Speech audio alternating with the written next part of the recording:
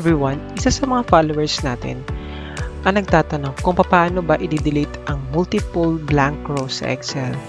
So kadalasan ang ginagawa ng iba, ina-highlight nito and then i-delete. So sa video ito, ituturo ko sa inyo kung paano ba natin i-delete ang mga multiple blank rows sa Excel. I-highlight lang natin lahat. Ctrl G, click Special, click Blanks, and click OK, Ctrl minus, and click Entire Row. Ganun lang kadali. Muli, maraming salamat sa inyong panonood.